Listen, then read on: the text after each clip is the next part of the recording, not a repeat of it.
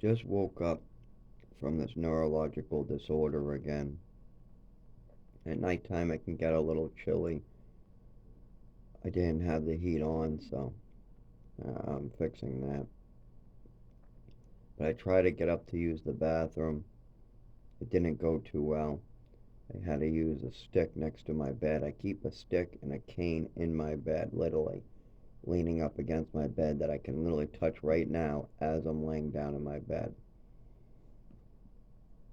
But it doesn't stop there. This neurological disorder has caused me so much suffering for the last 25 years that I've just found a million and one ways to cope with it and make sure I don't get hurt.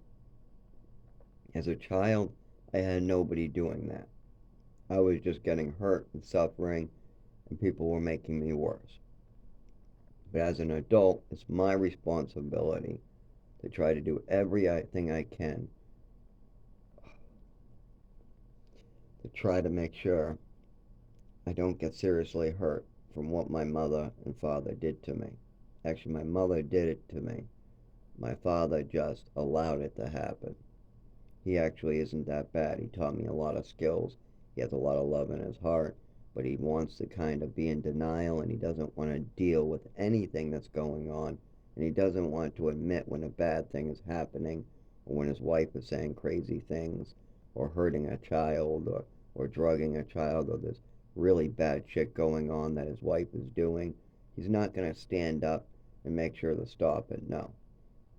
No. He allowed it, and yes, that's why I wake up shaking, seizing, just like I did as a child. It started with this overdose. It continued with the medication. Sometimes I'd be fearing for my life as I was going to bed from all the medications triggering it. Because keep in mind, they used to give me a handful of pills that had nothing to do with this. They would just give me a handful of pills, and all that had to do with was collecting Social Security. And it had also had to do with my mother making up false reports. I would talk about the side effects of the medication with her, or I would have a lot of side effects from the medications, and then she would just try to double them. And that with this disorder combined at nighttime, I was literally fearing for my life every night, and I told the doctor this. I told him I'm afraid every night. My heart does something. I feel very, very, very bad. Something happens to me, and then I get very tired. And as I'm fearing for my life, I pass out. And I'm shaking a lot of times too. Not as bad as I've done for the last 10 years, but I still would shake, have uncontrollable muscle movements, problems speaking, problems explaining myself. And it's not like I couldn't explain myself in my head. I can have a whole paragraph done in a second in my head. But getting your nervous system to do what you're thinking, that's a totally different. Like tongue twisters. If you try to say a tongue twister, you know the words in your mind that you're trying to say, but your nervous system has to keep up. Try to say, I appreciate your appreciation. That's one I say to the customers a lot to try to make sure my nervous system's okay. Sometimes it does not work. Sometimes I end up saying, I appreciate, and I get stuck because I am, my mind is saying the whole word. I appreciate your appreciation. But your nervous system can't always keep up with that. So you might be able to think of the words. That doesn't mean your body will be able to put it out there. Output, like moving your arm, fingers, legs, moving your nervous system, your mouth, your neck, all that requires the ability to send a signal from your brain down your nervous system to do whatever you're trying to do. I'm getting tased all the time. I get all these signals getting sent that cause pain, like I'm getting tased, and that interferes with the signals my brain tries to send. I try to send a brain to move my finger, and that's fine, but I'm getting a whole taser-like feeling through every single part of my nervous system for the last 25 years, and that makes it more difficult to actually get that signal out there to my finger. And I wanted, oh,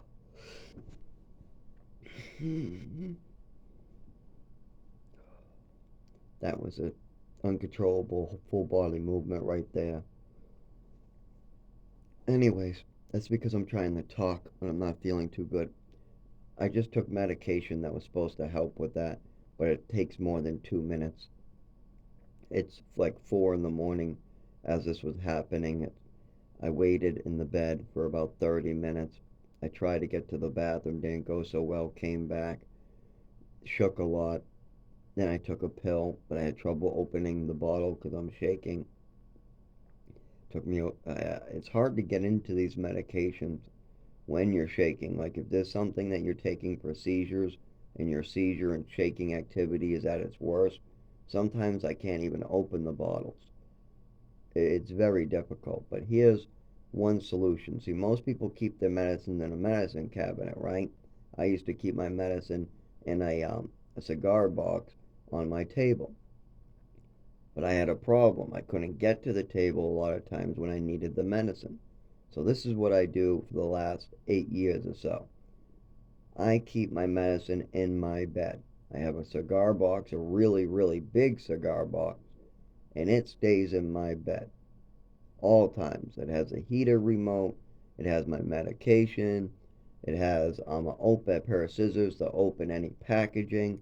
Sometimes they give you like nicotine patches or something in packaging you can't open. Like I also had these antacid tablets and Zofran, all come in packaging that when you're seizing and shaking and vomiting, you can't open the damn thing. Zofran prevents vomiting. I vomit all the time. That goes back to childhood too.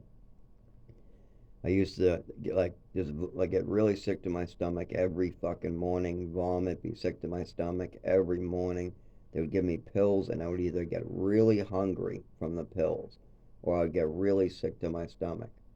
And this has been happening since I was about, I don't know, 14. It's probably from all that Epicac I was given, but it could be from all the pills. And I made it worse by taking more medication and more drugs. So yeah, I have to take lots of stuff for my stomach, or I don't eat and I vomit a lot. And it doesn't matter what I do. That's been the case for since I was 14. It's not all the time I'm able to work and not vomit and hold it back, but I have to make sure to eat things like graham crackers all the time, saltines, take Zofran, antacids, and bay leaves. I have to do that for the rest of my life. But I keep these things in a cigar box and I sleep with it. Think of a child with a teddy bear. I sleep with a box of life saving equipment. It could be a heater pointed right at where I could sit up or right where I can get it from my bed. And there's a remote in that cigar box where all I have to do is shake and hit the top button, keep on hitting the top button, and eventually the heat will start. And I just have to roll over in my bed as I wake up shaking and seizing. All I have to do is roll over, go into my box, start feeling around. I got it. Then I just go over, and now the heater's on. Oh, actually, no, it's off. That was the fan. Anyways, yeah, the heater has a fan, heat, low. It goes on 3 different settings. But all I have to do is keep pressing the same button, and eventually heat will pop out. Meds, same thing. I have a heart medication. I have my seizure medication that I just took. And I have an addiction medicine that has an opiate blocker so you cannot get high. And then it has a very, very, very small dose of a um, synthetic opiate. But the only problem is it doesn't work really well, the opiate, because it has a blocker with it. Because it has the blocker, it really doesn't do very much for pain or anything like that. Like you couldn't take it to get high or take it as a painkiller. It wouldn't work. You would have to get the other version of it that does not have the opiate blocker. But um, the opiate blocker I really don't even need. I have no want to go out and do opiates. I just have a want for my seizures and the seizure taser like feeling in my body to go away. But that at least keeps me from being able to use any opiates anyway. So I guess, a good bonus. So it helps reduce my seizure activity. It also helps me not try to treat myself, as well as I get to see an addiction specialist every week. So I get to talk to other patients, about 15 of them, who have similar issues to me, and I get to see an addiction specialist who's a doctor who I usually have conversations with or I can call and ask questions. So, and I wouldn't, if I don't take that medicine, then I don't get that ability from home. And I can't go on Zoom, go in a group of other addicts and discuss some of my issues and hear their issues and then speak to a doctor. That's just not something you really do over Zoom or anything. But by taking this medicine, it has multiple benefits.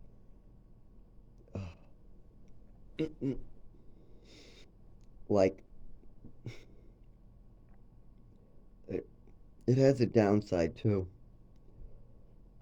Because the downside is when I have to reduce the dosage, I'm going to have more seizures and I'm going to have more loss of ability to walk and move my body and loss of ability to talk.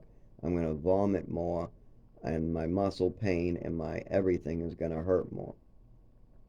So I get benefits when on it, but when it's time to come off of it, yeah, I have a lot of downsides with my condition. Now, if I was being treated for my 25-year illness, then this wouldn't be a big deal. I could have a car, I could drive, I could stay warm, I could work more hours, I could go off medications safely, I could go on medications and spend more time treating this disorder. But because that is not the case, because other people made bad choices, because I decided to treat myself with alcohol for 3 years. Keep in mind, other people were making bad choices for like 15 years. That's the main reason why I can't get this treated. Me drinking for 3 years actually might have helped in a way because it allowed me to go to the doctors. It allowed them to really see this more. If I wasn't drinking, I probably the same thing would have happened. They would have still found me on the sidewalk because there was many times they found me on the sidewalk and it had nothing to do with alcohol. It had to do with people hitting me or me freezing to death or something like that. And there's multiple times where they found me and I just had a seizure, but they just didn't know. I didn't know what to call this when I was out homeless. I knew it was like a me passing out disorder. I didn't know it was called a seizure, where you go unconscious and you're on the floor shaking. I didn't know that because I'm unconscious for it. Other people said, Zach, you just dropped and started shaking. We don't know what happened. Well, why is all my stuff missing? Oh, we don't know. What do you mean you don't know? You know that I was on the ground shaking. You knew that, right? And you knew I went unconscious. But why is my wallet? Why is my weed? Why is all my stuff missing? Why is my money for my ID missing? Why is my ID itself missing? Oh, we don't know. We don't know. So you know that, well, we shouldn't have told you anything anyways, they tell me. Because now I'm bringing up why all my stuff was stolen after I had a seizure and went unconscious on the cement or in the woods or wherever. Happened a lot. Not every year. It would happen mostly during winter, very commonly, because cold, flashing lights, and loud noises are the big triggers. But yeah, when I did have seizures, I didn't know what was really going on. Other people did.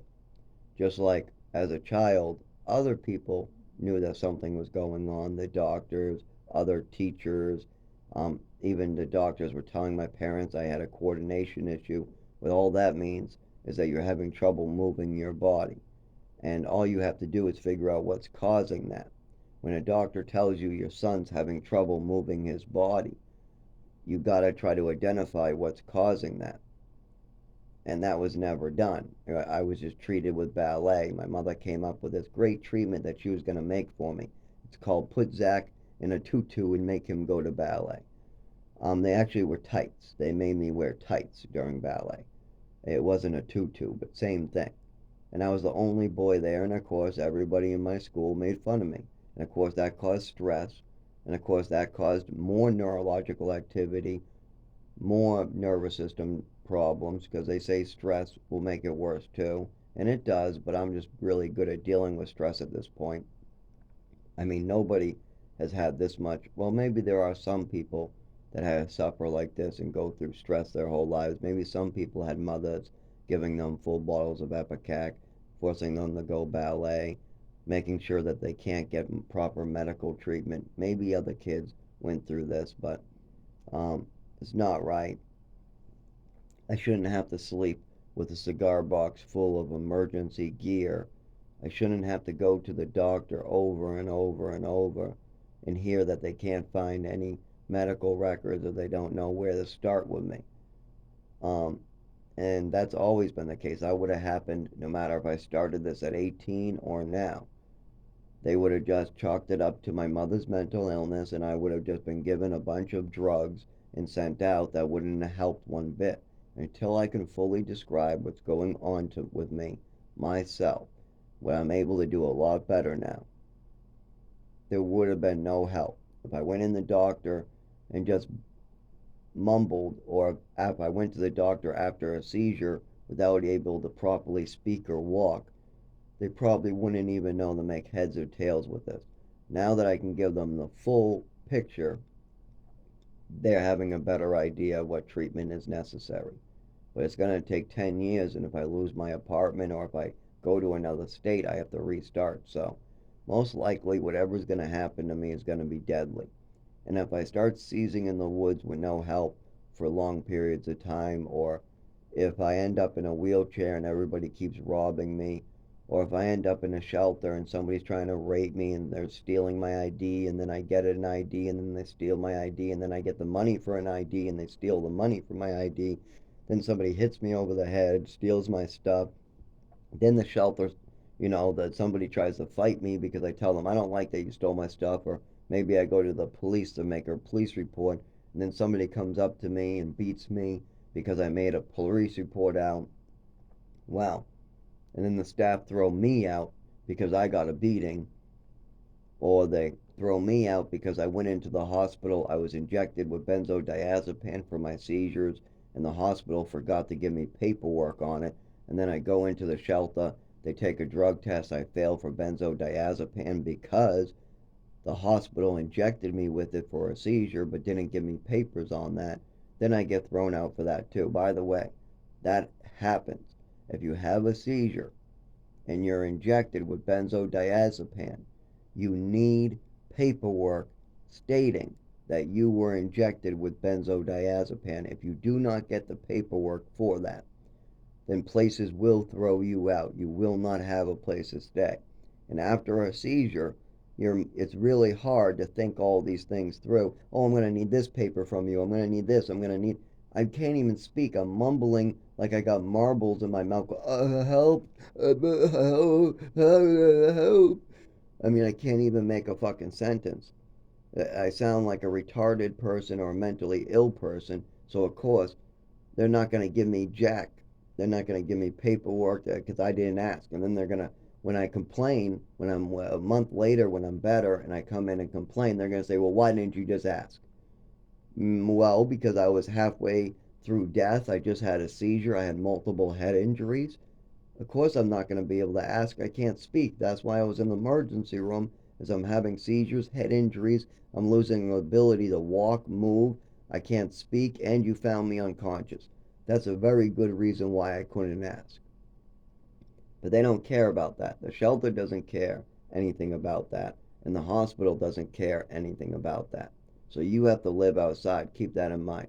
Because the hospital did not give you I'll repeat that, the hospital did not give you a piece of paper. Now you're not allowed to stay indoors when it's cold.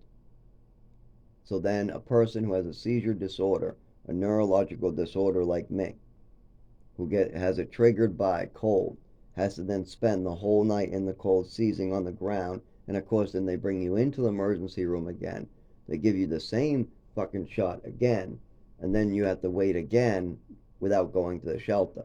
And benzodiazepines can take over 30 to 90 days to leave your system. So there's no way to get into the shelter until 30 to 90 days is up. And if you have another seizure during those 30 to 90 days, guess what happens again? Then you have to wait to get in the shelter for another 30 to 90 days. You can see how this prevents people like me from being able to use the facilities like shelters, doctors, medical care.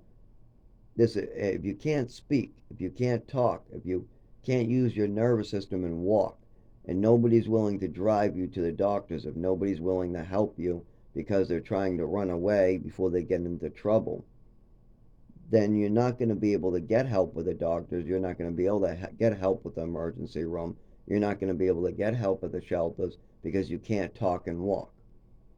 And that's the things that I lose. I lose the ability to really speak or make up sentences really well. Um, if it gets real bad, I literally can't talk at all. I just get locked up and I can't do anything. I can just think what I want to say, but I can't say it. I only get stuck in my head and I can't think. I only can think and I can't speak. I can't speak one bit. And people are very quick to jump down your throat when you're like this too, when you're stuttering, going, I can't, I can't, I can't, I can't. And then they go, is it I can or can't? You just said you can't. Now you're saying you can. You're just making up a story. Leave me alone. Oh, fuck off. That's their response. That's what they'll say. You're trying so hard to put together a sentence. You're stuttering like can't can. I mean can't. Well, you just said can or can't. Which one is it? And then people jump down your throat. It makes it even more difficult. And I'm used to that, by the way. I'm used to people jumping down my throat before I even finish. It happens all the time. Even when I talk to my worker, I'll be in mid sentence with her and she'll totally cut me off before I even get to the point. I'm literally only spending 30 seconds trying to explain something. You don't got to wait really long. And they try to make a whole hour appointment in 5 minutes. They do. They try to squeeze an hour appointment to 5 minutes. No wonder why we have nobody getting the help they need. They're trying to do this. I mean, doctors, maybe you get 15 minutes. A Department of Health and Human Services, maybe you get 5 minutes. Then they call and say, oh, I can't make it. I'm too busy. They reschedule your appointment. Or they go on vacations all the time. I've seen this one where they seem to be taking like 4 vacations a year. They tell you, oh, so and so's on vacation, so and so's on vacation, so and so's on vacation, so and so's out sick. And then you can't get the help you need. This is my problem. So when you find me dead, either on the side of the road with my head squished, if you find me on the side of the road all cut up and my heart gave out, or for some reason they say it was sudden death or some stupid excuse, or if you even find me hanging from a tree in the middle of the woods, even though I doubt that will happen because it's when I'm seizing or when I get really bad from the cold, it would be impossible for me to throw a rope over a tree and tie it off. There's no possible way for me to do that while having severe seizures or in a wheelchair. So as this kills me, it's very unlikely I'll have the strength to off myself. So most likely I'll have to die a slow, painful death someplace. Or if you hear me dying in the hospital because one of my organs failed after a seizure, or maybe I pulled something and I don't have the money to get the surgery I needed, know that all these things come from this 24 hour, I mean, it's 20, uh, uh, all these things come from the 25-year-old neurological disorder that's been hurting me for 25 years. It affected me when I tried to play football, and that was during fall, so it was cold out. I was having some difficulty. All I could do was run over and slap the ball out of the hand, and that was with me on a lot of medications too. So some of them helped, some of them didn't, but I still had difficulty. I was the only kid having to go on the sidelines, lay down on the ground, having trouble breathing and shaking. I was on the sidelines taking breaks. And that was me doing good. That was me doing good. During summer, I was testing out my skin during tennis. All the skin on the bottom of my feet were removed, and I barely noticed. These things were going on during childhood, all the way back. I'd be going for 4th of July to watch a fireworks show, and the loud bang of the noise and the flashing lights of the fireworks would send me to the ground screaming, with feeling like I was getting tased, screaming in pain. I need to go, I need to go, I need to get out of here. And as I'm screaming in pain on the ground, in pain. You know what my family says? Just a moment, just a minute. Well, leave us alone type attitude. They eventually, after about, I don't know, 30 minutes, maybe 15 to 30 minutes of seeing me scream in pain on the ground, then they decided to leave. But they wanted to finish the fireworks show. Well, I probably need an ambulance on the ground screaming in pain. When your child falls to the ground screaming in pain, that would be a great time to bring him to the doctor, not finish your vacation. And that's what they did. I fall to the ground screaming in pain from watching fireworks. And do they try to bring me out of there right away? Do they try to call an ambulance? Do they try to bring me to the doctor? No, they finish off their vacation for 3 months. That's my parents' attitude. Our happiness comes before his safety. And that's always the attitude my mother and father have and still have to this day. Their happiness, their vacations, their drunken escapades, their expensive dinners, their friends next door are always more important than my safety. That's always been the case. Even back at childhood, if there's something that they wanted to do, if there was something that had to do with their happiness, like a vacation, a cruise, some type of thing we're already doing, like we're at the beach and they're hanging out at their beach house, they would not bring me to a doctor. That was not their concern. Their concern was finishing off their vacation at the beach house in Ogunquit. Could they drive me to a doctor? Absolutely. Are there emergency rooms? Absolutely. But did they do so? No, they finished off their vacation. Whenever there was an emergency with me that had to do with my safety or my health, the most they would do was pick up a phone and have somebody else deal with it. And most of the time, there was little to nothing done about the actual issues that were hurting me. The only thing they wanted to deal with is this Social Security case. If it could help them get money through this Social Security case, if it could help them try to make me seem crazy, my mother would go with that. But everything else was pretty much just ignored. Everything else had to wait for them to finish their vacation, finish their cruise, finish their time in Maine. Then, after 3 months, maybe we see a psychiatrist in Massachusetts. Well, he's not going to help with somebody, with your child slamming to the ground in pain. And because you waited so long, how are you going to explain this? You got to bring your child right away so your child can explain it. In the moment, I could have told the doctors, it hurt, it hurt. And then they would ask me to describe the pain more further. But seeing as you waited 3 months, then brought me to the doctor, and it wasn't even the right type of doctor. You brought me to Dr. Rosenblum in Boston, who's a psychiatrist. He just says it's probably, it's probably medication side effects. That's it.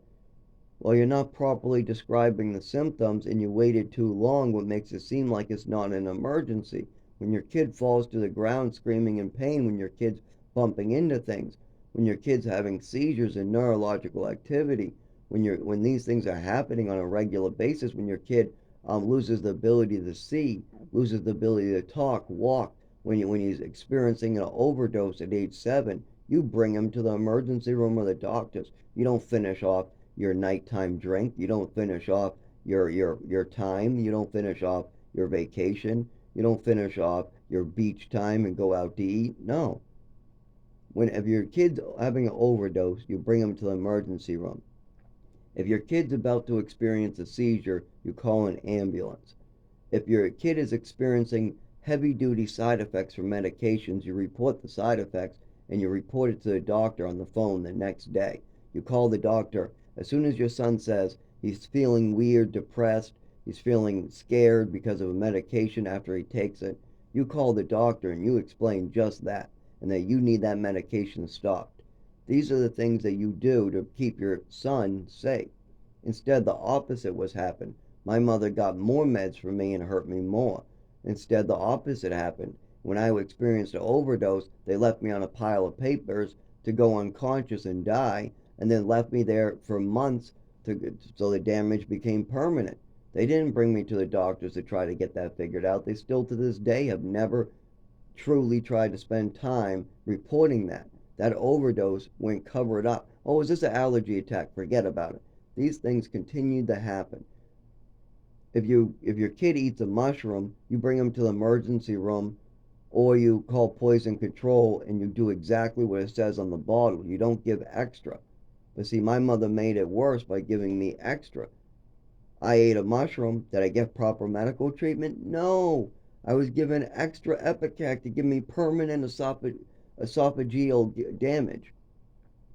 I was given permanent damage when I should have been brought to a medical professional. I should have been given medical treatment, but instead I got medical abuse.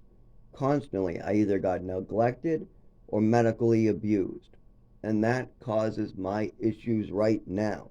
Right now, I woke up at 4 a.m., shaking in my bed, scrambling to my cigar box in my bed, trying to find a pill to make it stop. And you know what pill helps? Triliptal. That's a seizure medication. Seizure medications like benzodiazepam and Triliptal seem to work for this. Not a single mental health drug has ever helped me in any way other than the benzo family. That's anxiety medication that they gave me for anxiety. That helped me with this, and that's because it's also a seizure medication. And the only other med that helped me with anything is Ritalin, because it helped me with my hyperactivity. But the hyperactivity is a gift. Being hyper and having energy all the time is a gift from God. Yeah, talking a lot might be not the greatest thing in the world, but it's a gift to be able to have high energy all the time without burning out or without getting depressed. And I don't go down. I only go down if I'm being drugged with downers. If I'm being drugged with downers, I go down when I'm taking the drugs. Then as the drugs wear off, I go back up. And then when you give me more drugs, I go back down. Oh. And that is part of the other problem. A lot of my diagnoses were falsely reported. They would do a bunch of druggings and then report those druggings as if they were something permanently wrong with me. Yet there was only the symptoms after you gave me pills. It's very obvious what my mother was doing. She was establishing a fraudulent Social Security case in my name. And now I have to suffer for all these decisions. I have to suffer why I can't get Social Security. I have to suffer why I can't get proper medical care. And I have to suffer why I have a neurological disorder and seizures when I never had it to begin with. It just appeared after a handful of pills and an overdose. I was given a handful of pills, I overdosed, and then all of a sudden, after this overdose, I have a lifelong disability. And years of other stuff has made that worse. And now I have to wake up at 4 in the morning scrambling for a pill box in my bed. I have to sleep with a cigar box every night, and I have to sleep with an emergency 911 bracelet and a phone. I literally sleep with my phone plugged in my bed. Not so I can check it. I don't believe in looking at glowing lights or checking my messages. It's always on silent for messages. I don't get any beeps or anything anymore for any messages. This is not. It's only so I can call 911 and for an alarm clock if I have to get up. Because I can't walk. I can't walk to the other alarm clock. So I have one alarm clock to wake me up. And then I have another alarm clock that's supposed to go off 3 to 4 hours after that to let me know it's time to actually move my legs and stand up. So I do like some physical therapy stuff in my bed for hours. And that's what I'm going to start now. I'm going to try to start walking so I can make it back to the bathroom, but this time try to walk there.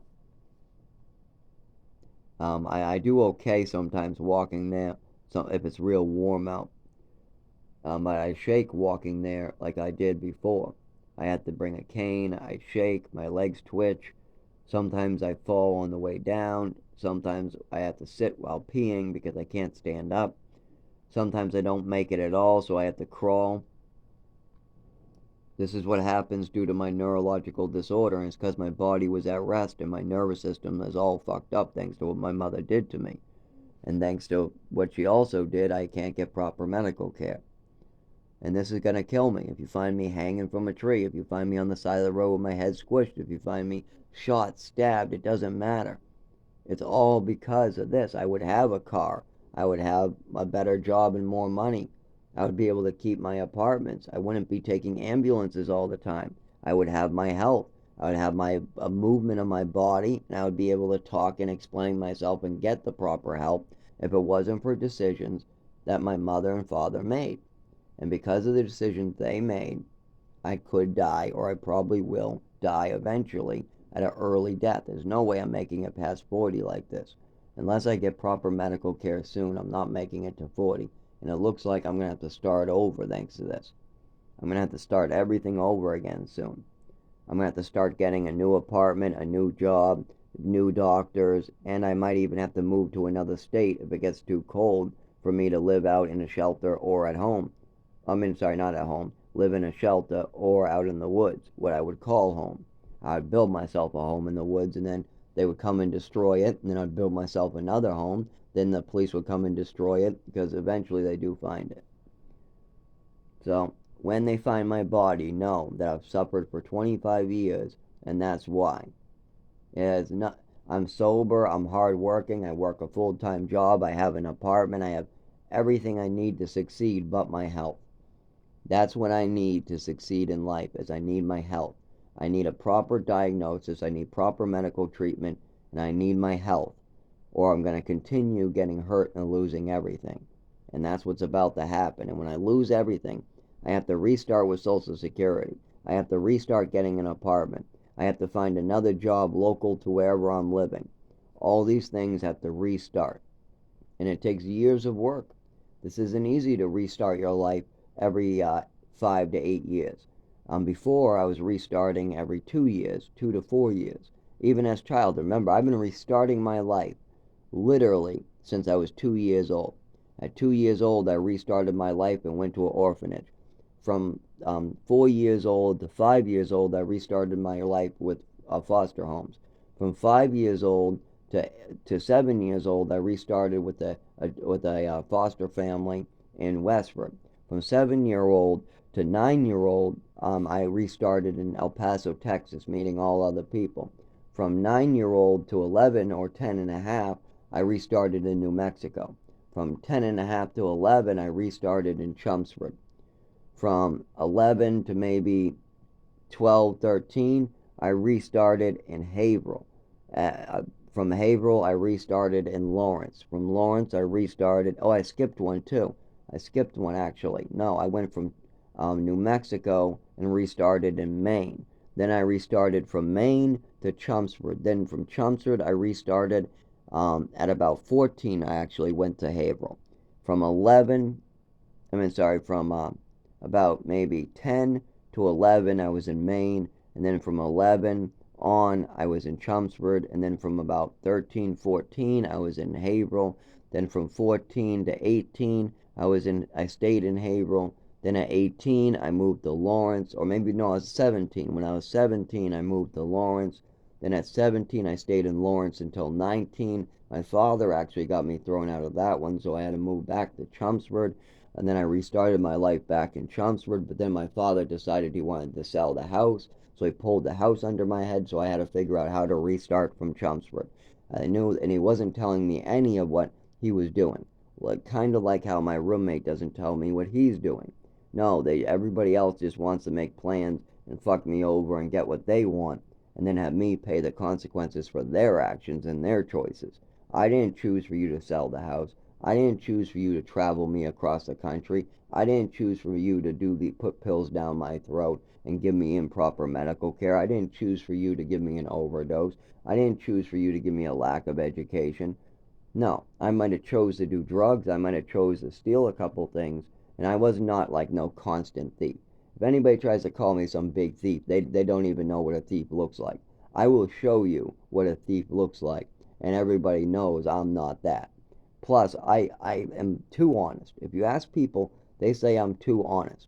I need to work on being less honest. I need to be less truthful. I come clean too often. If I do something wrong, I come clean right away about it. And that's my problem. If I did steal something from you, I would have to tell you. And that's a problem. So I just don't steal. I don't take anything. I haven't. And the last thing I stole, other than some lotion, some burn cream, I had second-degree burns all over my body and no money, no shoe wear, and I was homeless, so I stole a bottle of burn lotion. But other than that, the last thing I stole was illegal medicine out of my father's third wife's closet. When I was 19, I stole some what they call Xanax and Perk 30s that were prescribed to her dead husband. Now she can't, all she can do with them is sell them or get high. There's nothing else she can do with them. They're illegal. And keep in mind that my father told me that it was okay that he stole from me because I didn't need my clarinet or my winter boots. I was in the program one time and I came home and my winter boots were missing